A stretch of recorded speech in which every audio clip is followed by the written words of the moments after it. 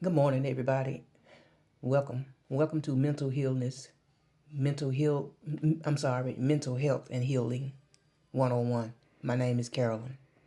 I want to talk with you about NPD, Narcissistic Personality Disorder. Narcissistic Personality Disorder isn't just about being selfish. It is a real mental health condition. And today I want to talk with you about what that means in everyday life, as well as faith as well. NPD involves enduring patterns, grandiosity, which is a constant need for admiration, and a notable lack of empathy. These patterns show up across different parts of life, not just in one moment.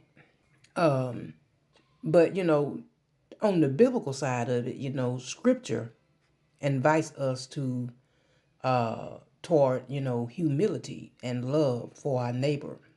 In Philippians chapter 2 verses 3 through 4, we are urged to value others above ourselves. And in 1 Corinthians 13 describes what love looks like: patient, kind, not jealous or boastful. I guess the takeaway from that is, in faith communities, a combination of healthy boundaries, accountability, and genuine compassion reflects both good and mental health and biblical love. NPD is clinically recognized personality disorder. It is defined by a persistent, patterns of thinking and behaving that show up across many areas of life, not just in one moment. So it's a pattern, not a single act. Someone might have a moment of confidence or vanity, but NPD involves enduring traits that shape relationships and functioning over time. Some of the core traits that I recognized was the grandiosity, need for admiration, lack of empathy, interpersonal exploitation, envy, arrogance, arrogant behavior, controlling, all those things. Grandiosity is basically an inflated sense of self, thinking that you're more important than everybody else, often exaggerating, as far as, exaggerating your achievements, a need for admiration, craving praise and attention, that feels constant. Like, it's like they got to have it all the time. It's like it's a drug. Lack of empathy, the difficulty recognizing or caring about other people's feelings. They only care about themselves. Interpersonal exploitation, using others to reach personal goals, often without guilt. Envy and arrogance, feeling others are envious or acting, conceited toward other people, thinking that you're better than. Now, how these traits show up in relationships? Well, relationships often follow a cycle. You know, you have initial ideation, where someone seems perfect, and followed by devaluation when reality doesn't match their expectations. Boundary difficulties and sense of entitlement can also strain friendships and family, as well as co-workers. Criticism is frequently met with strong emotional reactions as well: rage, shame, or even just being defensive. In work or school, these patterns can lead to conflicts, missed collaboration, or difficulties with accountability. NPD exists on the spectrum. Some people have several traits, like they have narcissistic traits. I think that we all have a little bit of it anyway. Whereas others meet full criteria for a diagnosis, those are the ones that need to go and seek some sort of professional counseling. Diagnosis is, requires a pervasive pattern across setting and over setting and overtime, not just a few incidences. Now, if you are, let's just say, if you are worried about yourself or someone else, maybe you are, dealing with somebody who is narcissistic. You know, they need to talk to a licensed mental health professional. For some sort of confidential evaluation, because this type of stuff is serious. This podcast is educational. It's not a diagnose, or it's not, or medical advice. But but it is something serious. It is something that needs to be, considered. NPD is a, like I said, it is real. It's a real clinically defined condition characterized by patterns of grandiosity, need for admiration, and lack of empathy. You know, if this, resonates, drop a comment, with your, maybe if you have a question, and I'll cover them, maybe in a future video, or maybe I'll just respond back, in a message, or maybe you can email me. Don't forget to like and subscribe and share the resources with somebody who might benefit from this. But I'm going to tell you my own experience as far as, narcissistic behavior. Now, me myself, I grew up, in a toxic family dynamic. My father was toxic, and most of the family members on his side of the family were toxic. They were not. How can I put it? They were not what I would call loving, caring kind of people. You know, they were controlling. They were selfish. They were all for themselves. They're very greedy. I mean, just I, uh, everything that fits a narcissist. They pretty much had all the traits, and so growing up in a somewhat of a dysfunctional family dynamic, as a kid, you grow up seeing these things, but it's normal to you. That's the way it was to me. It was normal to me because I grew up around it. So I thought, okay, well, that's just the way that they are, and that's just what it is. But not knowing that, that these people were toxic, you know. I loved my father, but he did have some toxic ways.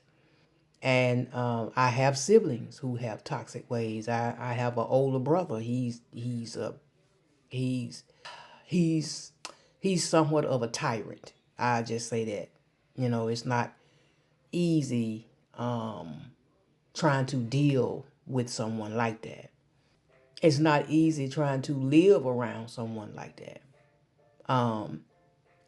Because he is so controlling, to the point that every day he wakes up, he's fussing about something. Or it's something, he loves to talk down on other family members, on other siblings. He never really has a lot of good to say. I don't know. It's just kind of jealous.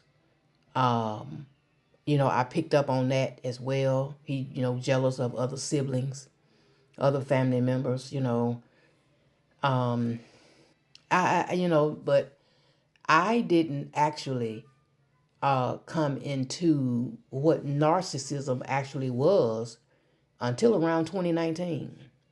And I kind of did, I watched a few videos. I did some reading and studying of it of my own. And once I kind of, learned what it was really about, I'm like, I've been around this type of stuff all my life. All, throughout my childhood years and early, adult years. But I didn't know that it had a name. I didn't know that there was a name for it. I just thought that, you know, it was normal for people to be this way, but it's not. It's not. Um, it is a spiritual thing. It is a demonic attachment to that person spiritually as what makes them behave this way. And most of the time, um, it it goes all the way back to childhood. It goes back to childhood. You know, starting from the parents, other family members, the upbringing, the total environment, itself, and then as we grow older, the people that we attach ourselves to along the way. You know, especially when it comes to soul ties. Um, because you have soul ties that are healthy, but then you have the soul ties that are unhealthy. Um, some of these soul ties are demonic. So, but I I educated myself, and I opened my eyes up. To this, and then it also made me look at my own self as well. It made me look at my own self and to know and and to accept that there were some things about me that I needed to change as well because of the fact that because I came from this kind of environment, I came from this kind of family makeup, you know. But these are, you know, some. This is just some information that I kind of want to share with somebody. Hopefully, this would be a blessing to somebody. And also, I want to throw in another scriptural. I mean, a scriptural example. Uh, like Philippians chapter 2, verse 3 through 4. This is that talks about valuing others above yourself, and then James 4 and 6 about God giving grace to the humble. And 1 Corinthians 13 on love, being patient and kind, the fruits of the spirit. You always want to, you can, test the spirit of a person. If if they are not bearing the fruits of the spirit, then that is somebody you don't want to be soul tied to. You don't. Because one thing about narcissistic people, all they're going to do is take, take, take, take, take. They take until they leave you empty inside, leave you broken, empty inside. And and I've been through that, and it takes a while to get over that. It takes a while to heal from it. It really does. It was a learning lesson. I just say that. And when another thing I learned, when you're dealing with toxic people, narcissistic type of people, um, you got to learn how to respond uh, to someone with narcissistic patterns, uh, especially if you're going to do it in a faith-based context, like boundaries. Uh, you want to definitely put boundaries in place, but you can put boundaries in place framed by scripture, as such as Ephesians chapter 4 and 29 and First Thessalonians chapter 5 verse 14. You can put boundaries in place based on faith, um, encouraging accountability and confession and love. That's just James chapter 5 and 16. So then, safety and care, emphasize care for victims and vulnerable individuals, safeguarding within faith communities. So, um, but like I said, some people call it self-centered, uh, being too self-centered. But but like I said, this is a real medical condition if that person is straight up truly NPD. Now, but like I said, you have some that they just have the traits, but some have more of the traits than others. Like like with my brother, he has more of the traits than anybody else in my family that I can think of. He has the most. I mean, just he has his moments when he want to be good to you. you know, he has his moments. It's like I don't know. I sometimes I kind of wonder too. Is he maybe bipolar as well? I don't know. It's like 1 minute he can be the kindest person, but then the next minute a couple of hours later he can be or maybe the next day he can I don't know, he can just be a straight up devil. So I don't know. Um I don't know. I guess it's different for different people. um I do know that one thing that I try to do is that I try to limit my communication with people like that, even family members. I limit my communication. I don't spend a lot of time around people who are toxic. Um, that's just my way of, I guess, protecting my peace. You know, I'm just protecting my peace. So I keep my distance. I come around when I come around, but I don't come around. I don't stay long. I just don't stay long. I don't I don't communicate on a regular basis, and it's not that I'm being mean or I'm being funny, acting or whatever the case may be. No, it's not like that. I do this for a reason. I do this for a reason. But this is just something that I wanted to share with someone who may need to hear it. Maybe this might be something that you've dealt with. I know most of us have. Uh, Jesus himself, set boundaries and called for healthy love of our neighbor. Uh, Forgiveness and accountability. The scripture calls us to forgive, but also to hold people accountable as well in ways that protect ourselves and others. Such as in Luke 17, chapter 17, 3 and 4, and Matthew 18, 15 and 17. So, but these are just, but these are just some things I want to share. Um, Even the Bible. One more thing too. The Bible does tell us, about loving our neighbors. When pride distorts relationships, we need truth, grace, and healthy boundaries. Values that align with both clinical understanding and gospel type of living. So, um, but like I said, you can share this, this podcast with somebody else. Share this with someone who might benefit from it, and pray for healing and humility for all involved. So, but that's all I have for this podcast, y'all. This is all I have that I wanted to share with you guys today. I hope that it's a blessing to somebody that may want to hear it.